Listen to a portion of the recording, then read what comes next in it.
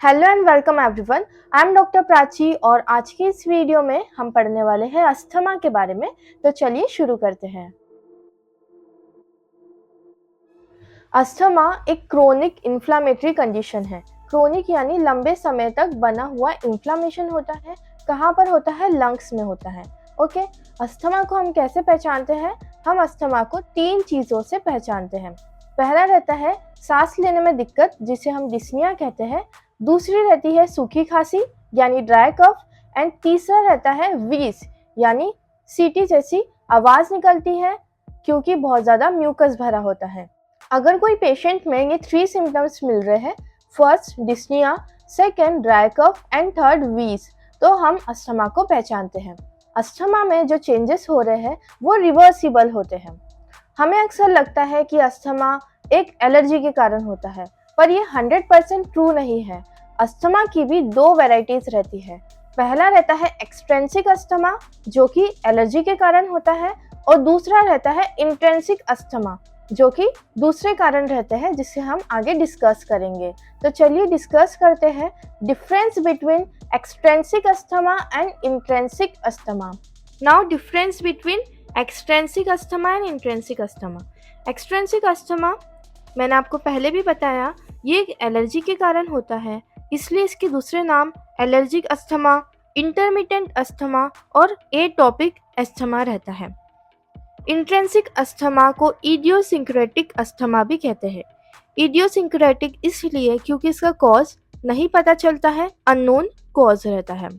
और अगर हम बात करें दोनों में कौन सा ज़्यादा डेंजरस होता है, तो इंट्रेंसिक अस्थमा ज़्यादा डेंजरस रहता है, क्योंकि जिस चीज़ का हमें रीज़न नहीं पता कि ये क्यों हो रही है, तो हम इसे कैसे ट्रीट करेंगे, डिफ़िकल्टी आएंगी ट्रीट करने में।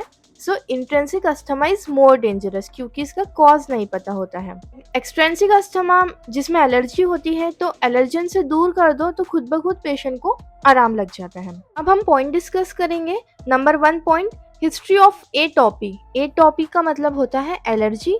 तो एक्सट्रेंसिक अस्थमा में एलर्जी प्रेजेंट रहती है, एलर्जन प्रेजेंट रहता है। इंट्रेंसिक अस्थमा में प्रेजेंट नहीं रहता है। Second, environmental exposure.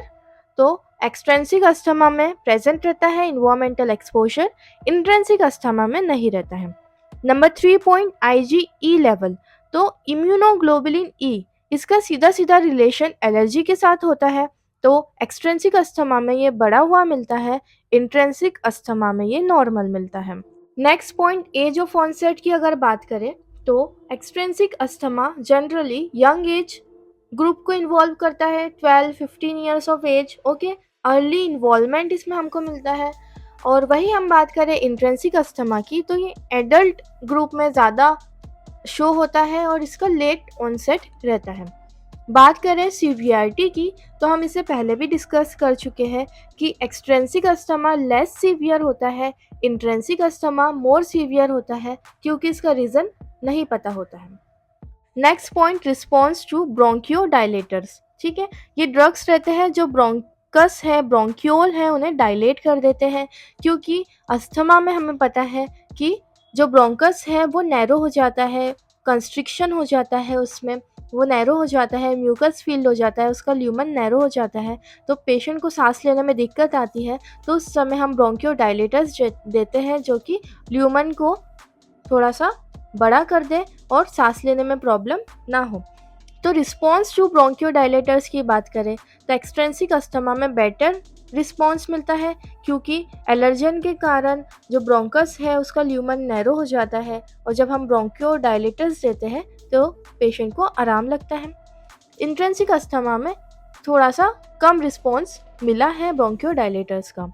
केसेस अगर देखें, ओवरऑल केसेस की बात करें, तो 80-90% केसेस एक्सट्रेंसिक अस्थमा के होते हैं और 10% केसेस इंट्रेंसिक अस्थमा के होते हैं, यानी एक्सट्रेंसिक अस्थमा बहुत ज़्यादा कॉमन होता है। Next point, aspirin.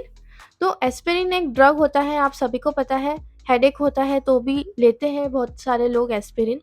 तो ऐसा देखा गया है कि इंट्रेंसिक अस्थमा में एस्पिरिन सेंसिटिविटी मिलती है, कि जैसे ही पेशेंट एस्पिरिन ड्रग लेता है तो उसे स्नीजिंग चालू हो जाती है। सो एस्पिरिन का इन्वॉल्वमेंट इंट्रिंसिक अस्थमा में है।